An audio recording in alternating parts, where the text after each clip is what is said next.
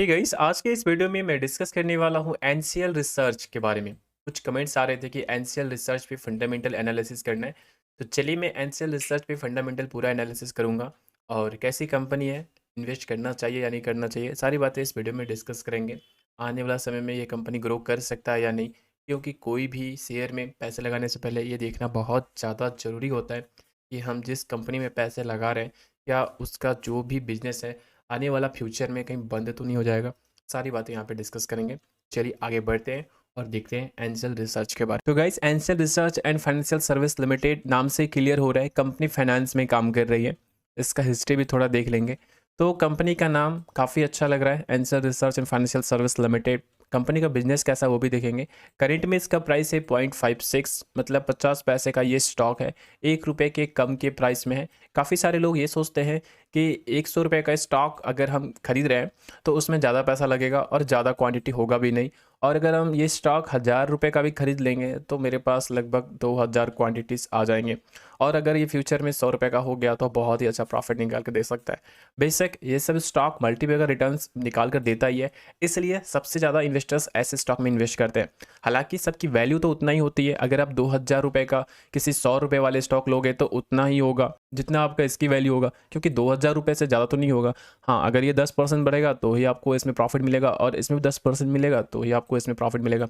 तो value same है, लेकिन एक समय में जब इसका प्राइस काफ़ी हाई होगा तो उस टाइम प्रॉफिट ये ज़्यादा निकाल के देगा जो पैनी स्टॉक है, और जो 100 रुपये वाला प्राइस है वो कम निकाल के देगा।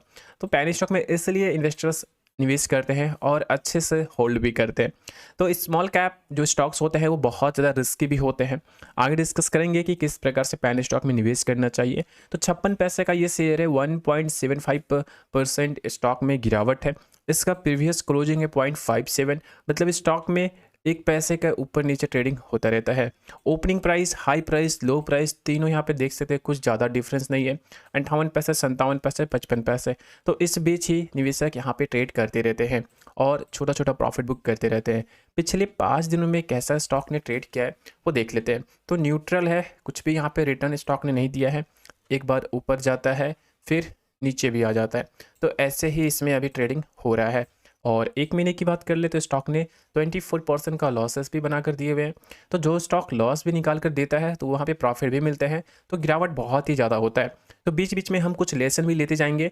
देखो, इतना ज़्यादा गिरावट का मतलब है कि बहुत बड़ा प्रॉफिट स्टॉक ने बनाकर दिया होगा, तभी तो इतना ज़्यादा गिर गया। तो इससे हमें एक लेसन लेना है कि ऐसे स्टॉक में अगर आप निवेश करते हैं जहाँ पे बहुत ज़्यादा गिरावट भी हो सकता है तो वहाँ पे हमें संभल कर ही निवेश करना चाहिए। अगर मेरे बैंक अकाउंट में 10 लाख रुपए हैं तो 10 लाख सारे एक ही स्टॉक में नहीं लगाएंगे, क्योंकि ये कभी भी हो सकता है, बड़ी बड़ी कंपनी गिर जाती है। रिसेंटली अदानी का कंपनी में दोस्तों बड़ी करेक्शन हुआ था, क्योंकि एक रिपोर्ट नेगेटिव निकाल कर दिया गया था उसके बारे में और 80% तक स्टॉक करेक्ट हो गया था। इसका मतलब ये है कि अगर हम पूरा पैसा एक स्टॉक में लगा दें तो हमारा पैसा यहाँ पे डूब भी सकता है, क्योंकि किसी को भी नहीं पता होता है मार्केट में किधर जा सकता है, कौन सा डायरेक्शन ले सकता है, कौन सा न्यूज आ सकता है। इसलिए हम सेफ होकर ही इन्वेस्ट करें। अगर मेरे पास 10 लाख है तो हम 1-1 लाख करके 10 स्टॉक में लगा देंगे, इससे मुझे अच्छे प्रॉफिट भी बन जाएंगे। और अगर कोई बाय चांस लॉस में चला जाता है तो मेरे जो 9 स्टॉक या और 8 स्टॉक्स हैं तो उससे मुझे प्रॉफिट होगा ही और लॉसेस भी रिकवर होंगे। तो ये पहला लेसन यहाँ पे मैंने आपको दिया दोस्तों, कि कभी भी पूरा अमाउंट एक स्टॉक में भूल कर भी ना लगाए, आपको कितना भी ट्रस्ट क्यों ना हो। अदानी के ऊपर बहुत सारे लोगों ने सबसे ज़्यादा ट्रस्ट किया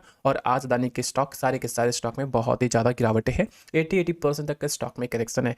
जैसा कि दोस्तों 43% का स्टॉक ने रिटर्न भी निकाल कर दे रखा है, तो छोटी सी कंपनी है, बहुत अच्छा रिटर्न मिला है।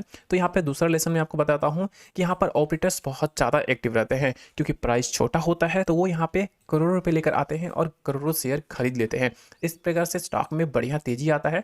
जब स्टॉक ऊपर आ जाता है तो वहाँ पे वो डंप कर देते हैं, और जब डंप करते हैं तो स्टॉक नीचे आ जाता है, क्योंकि यहाँ पे बड़े इन्वेस्टर्स जो होते हैं, बिग इन्वेस्टर्स, शार्प इन्वेस्टर्स, वो एग्जिट हो जाते हैं। इस कारण स्टॉक भारी करेक्शन में आ जाता है और जो रिटेल यहाँ पे अपने पैसे लगाते हैं वो फंस जाते हैं। इसलिए जब स्टॉक इस प्रकार से सेशन करने लग जाए वहाँ पे एंट्री लायक बनता है, और उतना ही जितना कि आप रिस्क उठा सकते हैं, क्योंकि पहला लेसन मैंने आपको बताया कि किस प्रकार से बिलीव ज़्यादा नहीं करना चाहिए एक स्टॉक पे। तो आप समझ गए कि स्टॉक किस प्रकार से प्रॉफिट निकाल के देता है और किस प्रकार से लॉसेस देते हैं। तो पैनी स्टॉक होते हैं, इसलिए ऑपरेटर्स ज़्यादा स्टॉक ऑपरेट कर पाते हैं। अगर यही स्टॉक का प्राइस 1000 रुपया रहता है तो कम ऑपरेट होता है, ज़्यादा नहीं हो पाएगा। उतना ऊपर लेकर नहीं जा सकता है जितना कि ये सब स्टॉक को पहुंचा दे जाता है। 50-60% तक प्रॉफिट निकालकर एक बार में स्टॉक देता है। अभी देखिए टॉप टू बॉटम प्रॉफिट में आपको दिखाता हूँ, समझ सकते हैं 97%। तो पैसा यहाँ पे डबल हो गया। तो बड़े स्टॉक को इस तरह से मैनिपुलेट नहीं किया जा सकता है, बस छोटी कंपनी को ही यहाँ पर मैनिपुलेट किया जा सकता है, क्योंकि छोटा सा प्राइस होता है। पूरा एक साल में 5% का स्टॉक ने प्रॉफिट दिया है, पिछले 5 सालों में 5% का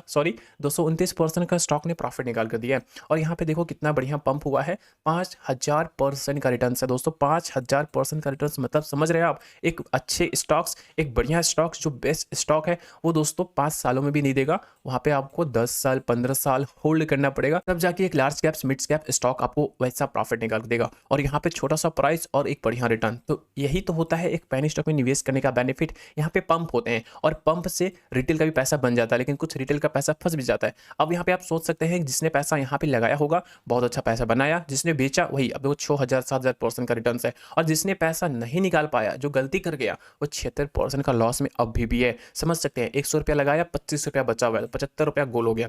इसलिए सावधानी यहाँ पे हमेशा आपको रखना चाहिए। तो कंपनी से कुछ लेसन मैंने आपको बता दिया दोस्तों। एंसल रिसर्च एक फाइनेंस कंपनी है, नाम से क्लियर है, एनबीएफसी कंपनी है। कंपनी का ये साइट है और कंपनी अपने बारे में यहाँ पे बता रखी है। 4 फरवरी 1985 से ही कंपनी का काम यहाँ पे स्टार्ट है।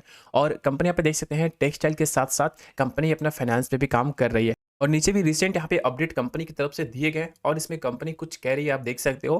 कंपनी का यहाँ पे कहना है कि टेक्सटाइल में कंपनी का बिजनेस सही से नहीं चल रहा है, और इसलिए कंपनी अब यहाँ पे देख सकते हैं एडवांस में लोन इन्वेस्टिंग, तो कंपनी का फाइनेंस का काम यहाँ पे स्टार्ट कर दिया, और पूरा फोकस कंपनी एंसल रिसर्च अपना फाइनेंस पे ही दे रखा है। ये काफी अच्छी बात है, एक जगह पे कंपनी काम करेगी तो बहुत जल्द ग्रो करने का चांस भी हो जाता है। गाइस सबसे पहले हम ये देखते हैं कि कंपनी में शेयर होल्डर कौन कौन है, कौन कौन कंपनी में इन्वेस्ट कर रखा है। तो दोस्तों यहाँ पे आप देख पा रहे होंगे पब्लिक का 100% है, मतलब इसमें रिटेलर्स और कुछ इन्वेस्टर्स जो बिग इन्वेस्टर्स होते हैं उन्होंने इसमें इन्वेस्ट कर रखा है। प्रमोटर्स के पास नहीं है, प्रमोटर्स के पास 000 है दोस्तों, और पहले था इसके पास कुछ। अभी यहाँ पे सारा आप समझ सकते हैं कि सारा का सारा माल रिटेल के पास है, तो सारा का सारा माल रिटेल के पास रहेगा, तो आप समझ सकते हैं कि यहाँ पे सभी रिटेल हैं, और एक बड़ा इन्वेस्टर्स आते हैं और सारा माल खरीद लेते हैं, फिर स्टॉक में तेजी आता है, फिर वही यहाँ पे सेल भी कर देते हैं, फिर स्टॉक नीचे आ जाता है। तो ऐसे इस स्टॉक में होता रहता है। टोटल यहाँ पे आप देख सकते हैं नंबर ऑफ शेयर होल्डर 1653, और अभी है 2 लाख,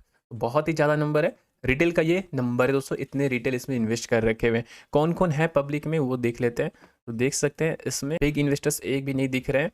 हाँ है एक यहाँ पे कात्यानी कमोडिटी प्राइवेट लिमिटेड, और एक भी है हेलोट प्रॉपर्टीज प्राइवेट लिमिटेड, 1% की होल्डिंग्स है।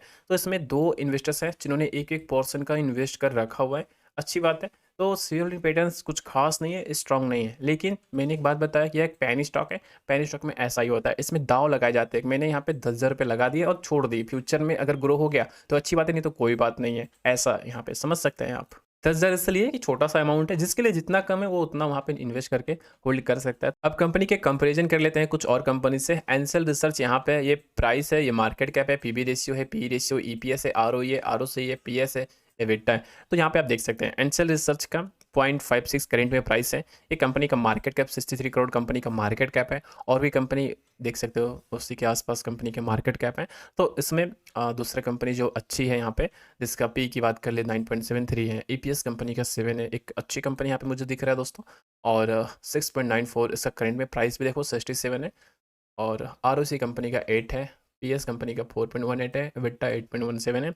तो ये कंपनी थोड़ा अच्छी है। तो एंसल रिसर्च की बात कर ले तो यहाँ पे देख सकते हैं आरओई कंपनी का अच्छा नहीं है अदर कंपनी के कंपैरिजन में। 0.98 कंपनी का आरओसी है जो बिल्कुल यहाँ पे खराब है, और ये सब यहाँ पे ठीक है थोड़ा। तो आप समझ सकते हैं कि एंसल रिसर्च का जो फंडामेंटल है वो स्ट्रांग नहीं है, बस एक रिस्क वाला पैनी स्टॉक है। तो दोस्तों अगर पैनी स्टॉक का सब कुछ अच्छा होता तो क्या वो पैनी स्टॉक होता? नहीं होता, उसमें प्राइस बहुत ही हाई होता। इसलिए इसमें हम दाव लगा सकते हैं, इन्वेस्ट कर सकते हैं, क्योंकि कंपनी प्रॉफिट यहाँ पे थोड़ा बहुत जनरेट कर पा रही है। जो कंपनी थोड़ा बहुत प्रॉफिट निकाल कर दे पा रही है उसमें ग्रो होने का चांस हो जाता है। जो कंपनी कुछ काम ही नहीं करेगी वो ग्रो होगा क्या? नहीं होगा। दूसरा बात है कंपनी फाइनेंस में काम कर रही है, तो फाइनेंस आगे आने वाला सालों में कुछ सालों में भी ग्रो करता रहेगा। ऐसा नहीं कि ये बिजनेस बंद हो जाएगा, मतलब ठीक है। तो कंपनी का प्रॉफिट क्वार्टर बेसिस पे अगर आप देखेंगे तो 2022 से लॉस में था, 70 लाख लॉस था, फिर इंप्रूवमेंट अच्छा होता है, फिर गिरावट होता है, फिर अच्छा इंप्रूवमेंट होगा। तो फाइनेंस कंपनी है तो ऐसे इसमें चलता रहता है। रेवेन्यू की बात कर ले तो कंपनी की रेवेन्यू भी ठीक ठाक हो जा रहा है, 1 करोड़ के आसपास, कभी ऊपर नीचे थोड़ा बहुत हो रहा है। ईयर ऑन ईयर देख लेते हैं तो यहाँ पे देख सकते हैं पहले गिरावट में जाता है, फिर अच्छा इंप्रूवमेंट अभी हो रहा है 2021 से। नेट प्रॉफिट ईयर बेस पे तो ठीक है, कंपनी के प्रॉफिट अच्छे हो जाते हैं। तो जैसा कि मैंने बताया छोटी सी कंपनी है, और छोटी सी कंपनी में क्या होता है दोस्तों, ये कंपनी अच्छा कभी प्रॉफिट निकाल दे सकती है, कभी नहीं देगी, छोटी सी कंपनी है। आई होप आपको वीडियो पसंद आ रहे होंगे। कुछ रेशियोज की बात कर लेते हैं। इनकम ग्रोथ कंपनी का देख सकते हैं, एक साल में 100% का है, पिछले 3 साल में 15% का, पिछले 5 साल में 6% का है। तो इनकम ग्रोथ मतलब काफ़ी ज़्यादा यहाँ पे हिस्ट्री देखेंगे तो सही नहीं है। प्रॉफिट ग्रोथ की बात कर ले तो कंपनी के 55% पिछले 5 सालों में है, 3 साल में 238% है, पिछले 1 साल में 42% माइनस का है। तो कंपनी जैसा कि आपने देखा प्रॉफिट कभी अच्छा करता है, कभी नहीं करता है, तो इसलिए थोड़ा यहाँ पे है। रिटर्न इक्विटी कंपनी का सही बिल्कुल भी नहीं है, आरओसी कंपनी का सही बिल्कुल भी नहीं है, ईपीएस ग्रोथ में कंपनी का नहीं है, मतलब ईपीएस 1 रुपये अभी तक नहीं जा रहा है, पॉइंट में ही है, और उसके मतलब ऊपर नीचे वहीं पे हो रहा है, कभी 0.5 हो जा रहा है, कभी 0.3 हो जा रहा है, 63 हो जा रहा है, तो यही आसपास चल रहा है, ज़्यादा अच्छा ग्रोथ नहीं है ईपीएस में। प्रॉफिट आफ्टर टैक्स मार्जिन 15% का है, पी रेशियो एनए नहीं है, तो मतलब जो एनए मतलब वो सही नहीं है, 0.61 आरओए है। तो आप समझ सकते हैं कि पैनी स्टॉक है और इसमें कुछ भी ज़्यादा अच्छा भी नहीं मिलेगा। हाँ, कंपनी अच्छे से प्रॉफिट धीरे धीरे अपना ग्रो कर सकती है। यहाँ पे आप देख सकते हैं टोटल पहले कंपनी 0.49 में कंपनी सेल करती थी, अभी यहाँ पे कंपनी थोड़ा अच्छा सेल कर पा रही है, तो यहाँ पे एक अपॉर्चुनिटी हमें लग रहा है। नेट प्रॉफिट की बात कर ले तो देख सकते हैं कंपनी के नेट प्रॉफिट ठीक ठाक इंप्रूव है, कंपनी अच्छा यहाँ पे कर पा रही है। उसके बाद ईयर में आप देख सकते हैं यहाँ पे पूरा डेटा 2012 से दिया गया 10 करोड़, और अभी कंपनी 3 करोड़ पे आ गई, तो यहाँ पे काफ़ी ज़्यादा गिरावट हुआ है, लेकिन यहाँ से इंप्रूवमेंट है कंपनी में, ये बहुत ही अच्छी बात है। जैसा कि आपने रिसेंट पोस्ट में देखा कि कंपनी टेक्सटाइल के बिजनेस को छोड़ दिया है, लगभग समझ लीजिए छोड़ ही दिया है। अब कंपनी सीधा एनबीएफसी पे ध्यान दी है, तो कंपनी अब फाइनेंस में ही काम कर रही है, तो अब हो सकता है कि इंप्रूवमेंट यहाँ पे आए। तो यहाँ पे एक अच्छा कंपनी ईयर बेस पे भी प्रॉफिट निकाल कर दे पा रही है, इंप्रूवमेंट है यहाँ पे, हम यहाँ पे कह सकते हैं। तो ये स्टॉक इन्वेस्ट करने लायक है, हमें दाव यहाँ पे लगाना चाहिए, लेकिन उतना ही पैसा जितना कि आप लॉस करने को तैयार है, या 5 साल 10 साल होल्ड करने को तैयार है। लास्ट देख लेते हैं कंपनी के बैलेंस शीट, उसके बाद वीडियो को एंड करेंगे। बैलेंस शीट कंपनी की देख सकते हैं दोस्तों, कंपनी के ऊपर कर्ज नहीं है, ये बहुत ही अच्छा छोटा सा कंपनी है, इसके ऊपर कर्ज नहीं है, ये काफी अच्छी बात है। टोटल एसेट कंपनी के पास 129 करोड़ के, एंड रिजर्व भी कंपनी ने 17 करोड़ बना रखे, और कंपनी के मार्केट कैप 59-60 करोड़ के आसपास है। और सबसे बड़ी अच्छी बात इसमें यह है कि कंपनी बुक वैल्यू से अंदर ट्रेड कर रहा है, इसलिए भी काफी ज्यादा इसमें इन्वेस्टर्स खरीदने के लिए तैयार होते हैं। तो यहाँ पे निष्कर्ष ये निकल रहा है कंपनी का फंडामेंटल ओके नहीं है, थोड़ा अच्छा है, कंपनी प्रॉफिट निकाल पा रही है थोड़ा बहुत, कंपनी मतलब काम कर रही है, बिजनेस इसका रनिंग में है, और बुक वैल्यू से अंदर है, तो हम इन्वेस्ट कर सकते हैं। तो आप रिस्क ले सकते हैं उतना ही पैसा जितना कि आप लॉस करने को तैयार हो, या कुछ साल होल्ड करने के लिए तैयार हो। तो आशा करते हैं आपको वीडियो पसंद आया होगा। तो दोस्तों प्लीज़ लाइक कर दीजिएगा और सब्सक्राइब कर दीजिएगा। साथ में अगर आप किसी स्टॉक पे फंडामेंटल एनालिसिस करवाना चाहते हैं तो कमेंट कर दीजिए। Thank you so much, thanks for watching.